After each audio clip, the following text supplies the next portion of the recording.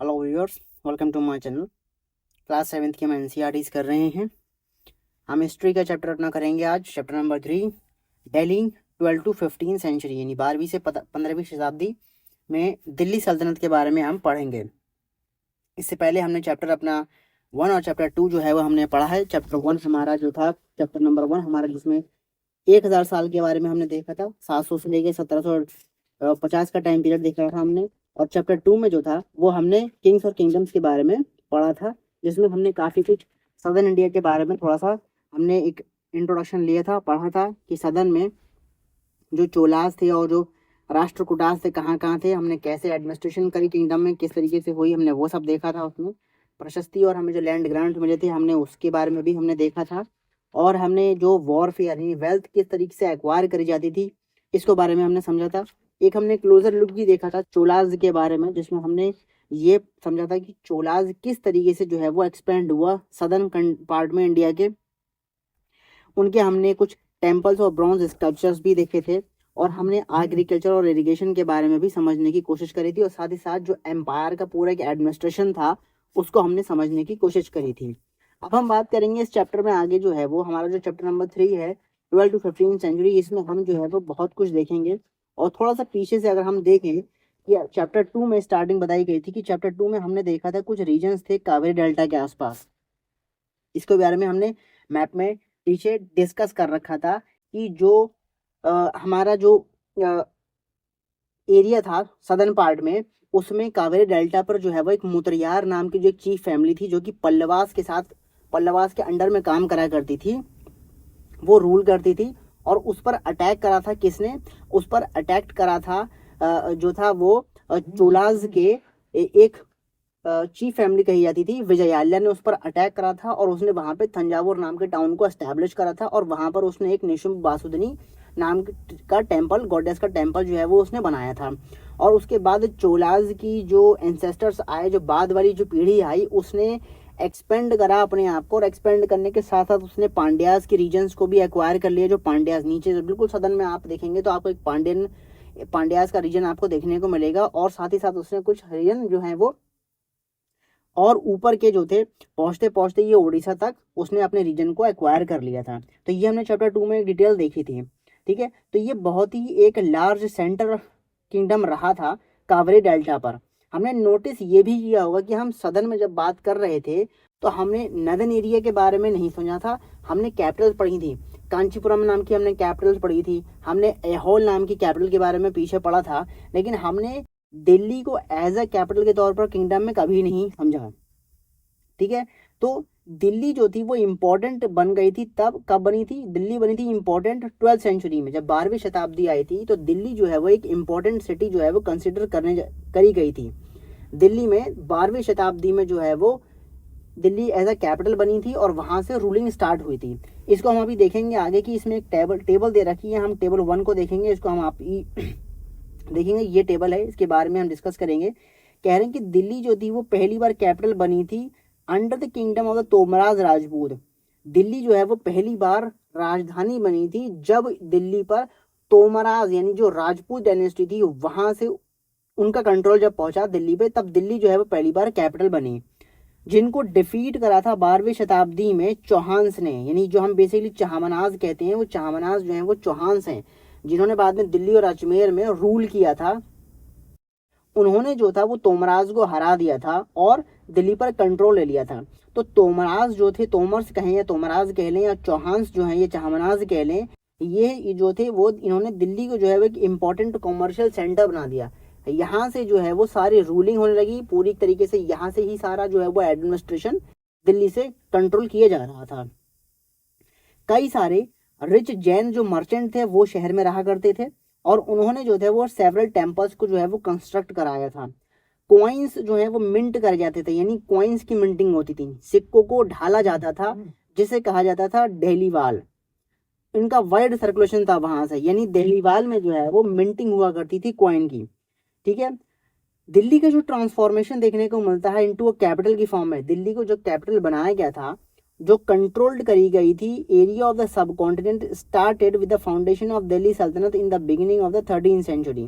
यानी 13वीं शताब्दी में दिल्ली सल्तनत जब फाउंडेड हो रही थी तो सब कॉन्टिनेंट में बहुत बड़ा एक कंट्रोल इस्टेब्लिश हुआ, और उसके बाद से जो है वो दिल्ली जो है वो ट्रांसफॉर्म हो गई। दिल्ली जो थी तोमराज और राजपूत के टाइम पे वो दिल्ली नहीं थी जो दिल्ली बाद में दिल्ली सल्तनत के एक्वायर करने के बाद हुई 13th सेंचुरी में। ठीक है, जब 13th सेंचुरी अर्ली स्टार्टेड हुई तो 13th सेंचुरी में जो हमारे टर्किश रूलर्स थे, जब वो दिल्ली में आए हैं तो दिल्ली को और ट्रांसफॉर्मेशन हुआ। ठीक है, अभी हम इसके बारे में टेबल 1 में पढ़ेंगे। तो हम टेबल 1 में दोबारा देखेंगे और आइडेंटिफाई करेंगे कि वो 5 डायनेस्टीज थी जिन्होंने मिलकर जो है वो दिल्ली सल्तनत बनाया। कौन सी 5 डायनेस्टी थी? वो ये थी हमारी अर्ली टर्किश रूलर से लेके लोधी डायनेस्टी तक। इस अर्ली टर्किश जो रूलर थे 1206 से, यानी 13th सेंचुरी यहाँ से स्टार्ट हुई और 1526 तक लोधी डायनेस्टी हमारी रही, और यही 5 रूलर्स थे, ये 5 डायनेस्टीज थी जो दिल्ली में पूरी तरीके से ट्रांसफॉर्म कर रही थी। क्योंकि तोमराज तो खत्म हो गया था जब चाहमनाज ने इसे हराया था। तोमराज जो थे इनको तो हरा दिया गया था जब चौहान सिंह की लड़ाई हुई थी, तो वो हार गए थे, तो कंट्रोल खो गया था। उसके बाद जो है वो 1206 में जो है वो अर्ली टर्किश रूलर्स आने लगे थे। ठीक है, इसी के यहाँ कह रहे हैं। अब दिल्ली सुल्तान बिल्ट मेनी सिटीज, दिल्ली के जो सुल्तान थे इन्होंने कई सारी शहर बना लिए थे दिल्ली के आसपास में। दिल्ली के आसपास जो आज हम कस्बा देखते हैं, दिल्ली के आसपास के जो आज के इलाके हैं, वो आज के इलाके नहीं, वो पहले थे आसपास जो है वो सेटल होने लगे थे, आसपास की जो है सिटीज बनने लगे थे। अब यहाँ पर कहना है कि मैप 1 में जो है वो हम देखें दिल्ली कोना, सीरी एंड जापना, ये 3 जगह यहाँ बताई गई हैं जो मैप में यहाँ पर देखने को आपको मिल रही हैं कि ये है दिल्ली कोना, ये है जहांपना और यहाँ पर है ये सीरी। इन 3 जगहों की बात करने की, ये एरियाज यहाँ पे जो है वो बिल्ट हुए, दिल्ली के आसपास के ये इलाके यहाँ पर ये सेटअप हुए। ठीक है, ये थी हमारी टेबल, इसको भी हमने देखा था कि 5 जो डायनेस्टी थी early Turkish rulers, Khilji dynasty, Tughlaq dynasty, Syed dynasty और लोधी डायनेस्टी, ये 5 थी जो मिलके बनाती थी दिल्ली सल्तनत को। ठीक है, अब जब दिल्ली सल्तनत बनी तो उसके अंदर हम समझेंगे कि भाई दिल्ली के को समझेंगे सुल्तान्स के अंदर में। जब दिल्ली सल्तनत लागू हुई तो दिल्ली में सुल्तान्स बने, और दिल्ली में सुल्तान्स जब बने तो हम उसको अब समझेंगे किस तरीके से कि हिस्ट्रीज तो हमको पता है बखूबी की तारीख से बनती है। तारीख मतलब बेसिकली कहा जाए तो डेट, सिंगुलर में अगर हम बात करेंगे तो वो हमारी तारीख कहलाई जाएगी, लेकिन अगर हम प्लूरल सेंस में बात करेंगे तो वो हमारा शब्द हो जाएगा तवारीख, यानी कई सारी डेट्स। प्लूरल में हम बात करेंगे तवारीख, और सिंगुलर में अगर हम बात करेंगे वो तारीख। और तारीख बेसिकली जो है वो एक पर्शियन लैंग्वेज में शब्द इस्तेमाल होता है, क्योंकि दिल्ली के जो सुल्तान थे उनका लैंग्वेज ऑफ एडमिनिस्ट्रेशन जो था वो पर्शियन था, यानी उनका सारा अकाउंट जो था वो पर्शियन लैंग्वेज में लिखा जाता था। जो भी बातचीतें हुआ करती थी, डिस्कशंस हुआ करते थे, जिस तरीके से वो काम करा करते थे, कोई भी ऑर्डर अगर वो सैंक्शन करते थे, लिखा करते थे, तो वो सारा का सारा काम लैंग्वेज पर्शियन लैंग्वेज में होता था। ऑथर्स जो हैं वो तवारीख के वो काफ़ी काबिल लोग थे, लर्नड मैन थे, बेसिकली स्किलफुल लोग थे, पढ़े लिखे लोग थे। सेक्रेटरीज थे इनमें, एडमिनिस्ट्रेटर्स थे, पोएट्स थे, कोर्टियार्स थे, जो अपना हमेशा जो है वो सलाह मशवरा दिया करते थे रूलर्स को शासन के मुताबिक, यानी शासन में, यानी शासन करने के लिए जो भी उनको सजेशंस चाहिए होती थी, एडवाइसेस चाहिए होती थी, तो उनमें ये तवारीख के लिखने वाले जो सेक्रेटरीज और एडमिनिस्ट्रेटर्स, पोएट्स और जो कोर्टियर्स हुआ करते थे, ये अपनी राय दिया करते थे कि भाई ऐसा फैसला लेंगे तो हमारे लिए यहाँ फ़ायदा हो सकता है, अगर हम ये फैसला लेते हैं तो हमें ये नुकसान हो सकते हैं। तो वो अपना जो भी एक डिसीजन या एडवाइस होता था वो रूलर के सामने प्रेजेंट करा करते थे, जो कि एक इम्पॉर्टेंट था रूल करने के लिए। ठीक है, सलाह मशवरे से, क्योंकि एक अकेला सारे डिसीजंस नहीं ले सकता। ठीक है, तो इसीलिए आज हम अगर घर का भी कोई मसला होता है तो हम आपस में बैठ के डिस्कशन करते नहीं करते हैं। ठीक है, तो भैया जब दिल्ली में जब राज करना था और दिल्ली से भी राज करना था, तो जाहिर सी बात है कई सारे लोगों का मिलके डिसीजन, एक दिमाग से बेहतर है कई सारे दिमाग को जोड़ के एक डिसीजन लिए जाए। ठीक है, तो वही चीज़ थी। अब जस्टिस की यहाँ पर जब बात कर रहे हैं कि सारे सही सलाह मशवरा लिए जाएंगे, तो जस्टिस ऐसे तो प्रोवाइड नहीं हो सकता। रूल हम एक डिसीजन लेके तो नहीं लागू कर सकते कि भाई हमने एक फैसला लिया है, अब फैसला सही है गलत है कुछ पता ही नहीं उसके बारे में। अगर फैसला गलत है तो बहुत कुछ उससे गलत होने वाला है, अगर फैसला अच्छा है तो उससे बहुत कुछ अच्छा होने वाला है। तो इसी सर्कल ऑफ जस्टिस के बारे में यहाँ पर बात करी गई है, और कहा गया है कि ये फ़ख्र मुदब्बिर थे जो 13th सेंचुरी में लिखते हैं कि एक राजा जो है वो सर्वाइव नहीं कर सकता बिना किसी सोल्जर्स के, क्योंकि राजा को हमेशा से ही खतरा होता रहा है कि कहीं कोई अड़ोस पड़ोस का जो राजा है वो कहीं आके हम पर हमला ना कर दे। अगर हम पर हमला कर देगा और हमारे पास सोल्जर्स ही नहीं होंगे, या अगर हमारे सोल्जर्स खुश नहीं होंगे, तो हमारे लिए तो शासन करना बहुत मुश्किल हो जाएगा। तो वो चीज़ कही गई है कि किंग जो है वो सरवाइव नहीं कर सकता बिना सैनिकों के, और सैनिक जो हैं वो काम कर नहीं सकते बिना किसी तनख्वाह के।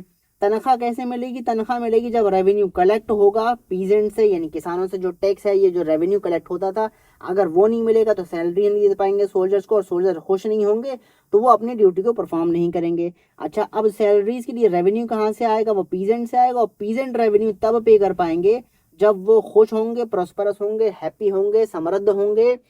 जब वो खुश होंगे, जब उनकी खेती अच्छी अच्छी खासी होगी, जब उनके पास फैसिलिटीज होंगी एग्रीकल्चर करने के लिए, कल्टीवेशन करने के लिए, तभी जो है वो रेवेन्यू पे कर पाएंगे। और ये प्रॉस्पेरस पीजेंट्स प्रॉस्पेरस और हैप्पी कैसे होंगे? ये तब होंगे जब उनके साथ न्याय करा जाएगा और उनके साथ ईमानदारी से जो है वो बर्ताव करा जाएगा, उन पर ईमानदारी से जो है वो शासन करा जाएगा। तभी ऐसा पॉसिबल है कि वो पीजेंट्स को जो है वो खुश कर सकें, ताकि एक सर्कल चलता रहे। ठीक है, ये तो सर्कल बताया जस्टिस का कि इस तरीके से पूरा एक सर्कल हुआ करता था जस्टिस का। आगे देखते हैं कि इसके साथ ही साथ कुछ एडिशनल डिटेल्स भी इसमें बात ही कही गई हैं कि जो ऑथर्स थे तवारीख के, वो खासतौर पर शहरों में रहा करते थे। ठीक है भाई, सुल्तान जो है वो बेसिकली सेंटर पार्ट में ही तो रहेगा, सुल्तान तो कहीं गांव इलाकों में रहेगा नहीं। ठीक है, तो सुल्तान के बारे में लिखने के लिए सुल्तान के सामने रहना पड़ेगा, और जो तारीख लिखने वाले लोग थे वो इसी वजह से जो थे वो शहरों में रहा करते थे, और ख़ास तौर से दिल्ली में रहा करते थे। बहुत ही कम जो थे वो गाँव में रहा करते थे।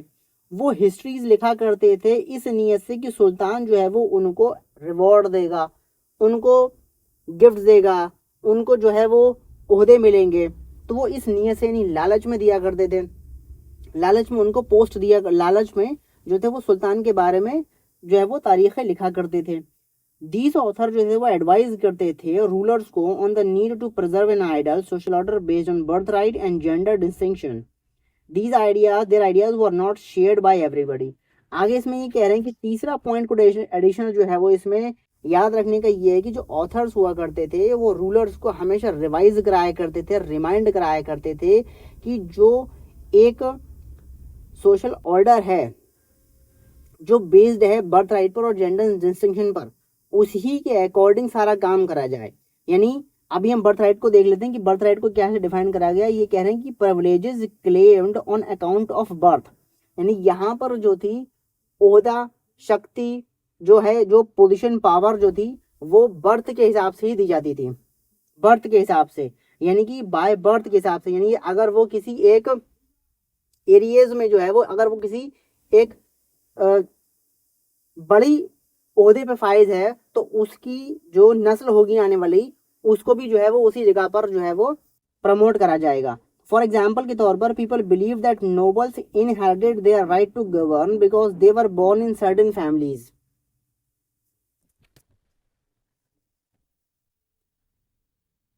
तो जो है कह रहे हैं कि फॉर एग्जाम्पल के तौर पर जो पीपल का बिलीव था, ये मानते थे कि जो नोबल्स इनहेरिटेड कर रहे हैं they are right to govern, जो नोबल्स हैं वो उनको अधिकार मिल रहा है गवर्न करने का। क्यों? क्योंकि वो एक सर्टेन फैमिली से बिलोंग कर रहे हैं, उनके पास ये एक बर्थ राइट है, और उसी के हिसाब से जो है वो इसमें उनको जो है वो पोजीशन और पावर उनको मिलेगी। तो ये बर्थ राइट हो गया।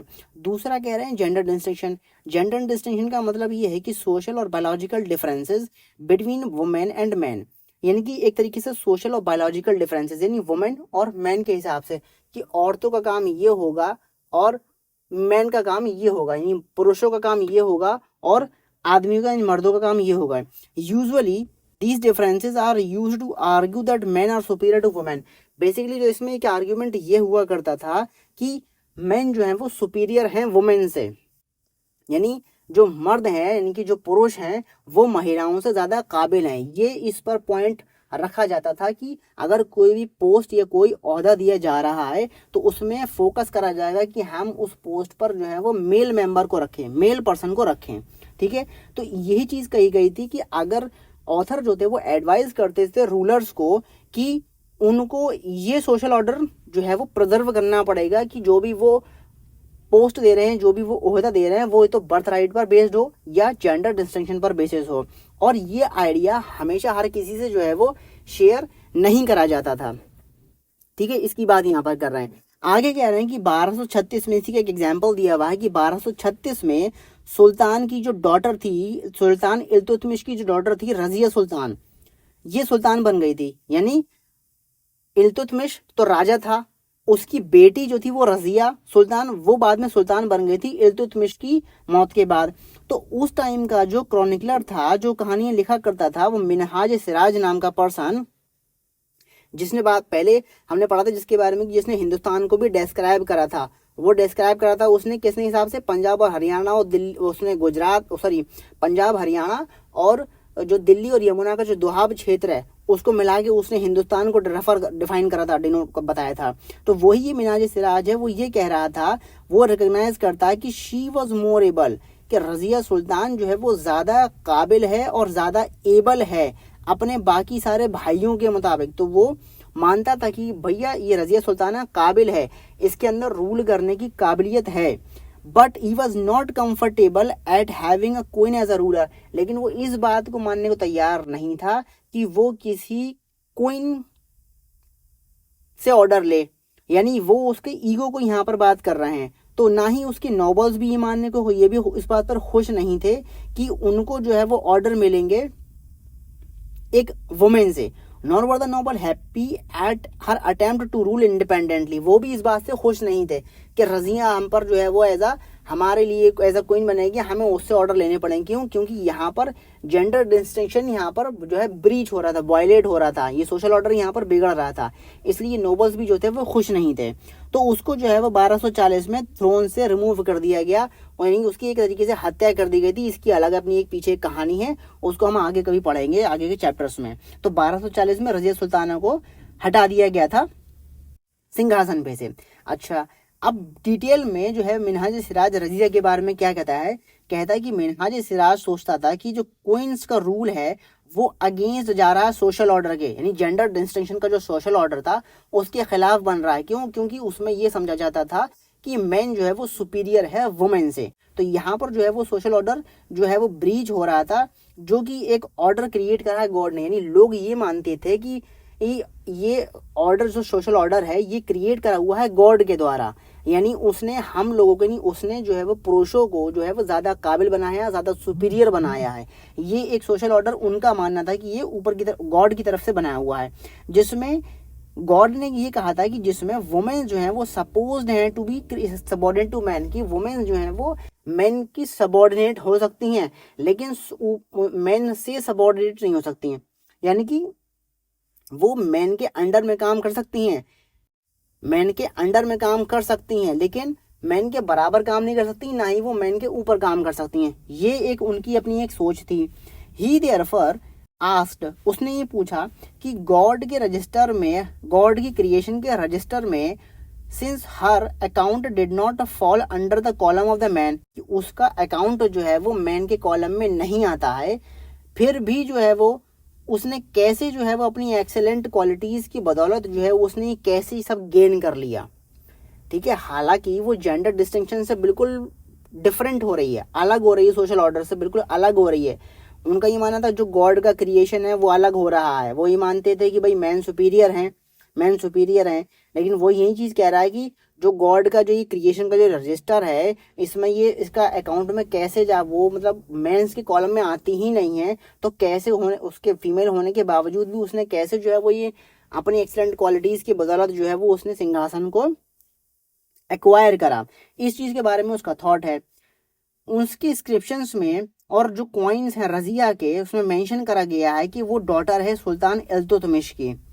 This was in contrast to the queen of Rudrama Devi, और यही ऐसा ही कंट्रास्ट एक ऐसी ही एक हमें सीन देखने को मिलता है रुद्रमा देवी के केस में, जो कि 1262 से लेके 1289 के टाइम पीरियड की बात है, जो कि रुद्रमा देवी ककातिया डायनेस्टी ऑफ वारंगल, जो कि आंध्र प्रदेश का एक मॉडर्न पार्ट है, वहां से आती थी। यानी आंध्र प्रदेश के वारंगल में ककातिया डायनेस्टी थी, जिससे बिलोंग करती थी रुद्रमा देवी एज अ क्वीन।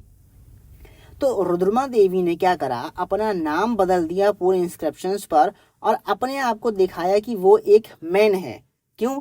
अब यही नौबत आने लगी ऐसी, ये एक ऐसी नौबत आने लगी जिसमें क्वीन भी जो है वो एक तरीके से उसके अंदर एक डर लग रहा है कि कहीं उसकी एक असली सच्चाई ना खुल जाए कि वो एक वुमेन है बेसिकली, लेकिन उसने अपने आप को प्रिटेंड करके दिखाया कि वही वो एक मैन है। एक ऐसा ही दूसरा नाम नजर आता है हमारे दिद्दा, जो कि रूल करती थी कश्मीर में 980 से लेके 1003 के टाइम पीरियड में।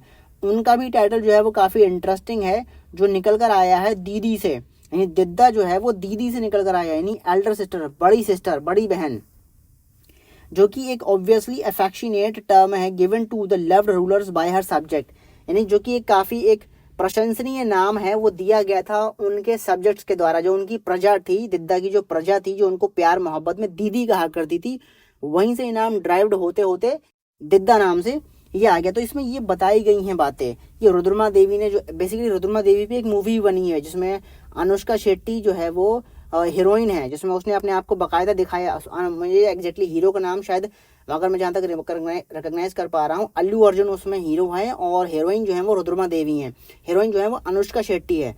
तो ये साउथ इंडिया की मूवी है बेसिकली, क्योंकि ये आंध्र प्रदेश वारंगल डिस्ट्रिक्ट जो है सब थोड़ा सा आंध्र प्रदेश सदर्न पार्ट का रीजन है, तो वहीं की एक मूवी है, उस पर मूवी बनी हुई है, उसमें दिखाया गया है। ठीक है, तो रुद्रमा देवी पे ये मूवी बनी हुई है। ठीक है, तो ये चीज़ें इसमें हमें नज़र आती हैं, ये एक हमें बातें समझ में आती हैं कि किस तरीके से एक डिफ्रेंसिएशन दिखाई दे रहा है मैन और वुमेन्स के बीच में, कि भाई वुमेन काबिल होने के बावजूद भी जो है वो सिंहासन पर नहीं बैठ सकती, और जो काबिल नहीं है वो सिंहासन पर बैठ रहे हैं। इसके बारे में हम आगे पढ़ेंगे, ऐसे रूलर्स गुजरे हैं जो काबिल ही नहीं थे वो सिंहासन पर बैठते थे। कुछ लोग तो ऐसे थे जो ऐशो आराम में ही अपनी ज़िंदगी गुजारना चाह रहे थे, उन्हें कोई मतलब था ही नहीं प्रजा से, प्रजा डूबे चाहे मरे, कुछ यूँ करे, उन्हें कोई मतलब नहीं था। तो ऐसे रूलर गए हैं, और कुछ ऐसे भी रूलर हैं जहाँ पर लोगों ने बगावत भी कर दी कि भैया हम इनको एक्सेप्ट ही नहीं कर सकते एज अ रूलर। और ऐसे केसेस अभी हमने ये देखे कि रज़िया सुल्ताना, रुद्रमा देवी और दिद्दा के केसेस हमने अभी देख लिए। ठीक है, हम इस वीडियो को यहीं पर रोकते हैं, और पार्ट 2 हम इसके लेके आएंगे, क्लोजर लुक देखेंगे एडमिनिस्ट्रेशन, जो खिलजीज और तुगलक के टाइम पीरियड में किस तरीके से एडमिनिस्ट्रेशन हुआ है, इसको हम समझेंगे। वीडियो अबाउट आधा घंटे का हो चुका है, तो इस वीडियो को हम यहीं रोकते हैं, क्योंकि वीडियो ज़्यादा लेंथी हो जाएगा, चैप्टर भी अच्छा खासा है जिसको हमें डिस्कस करना है। तो वीडियो को यहीं रोकते हैं, मिलते हैं पार्ट 2 के साथ जल्दी। Thank you and have a nice day.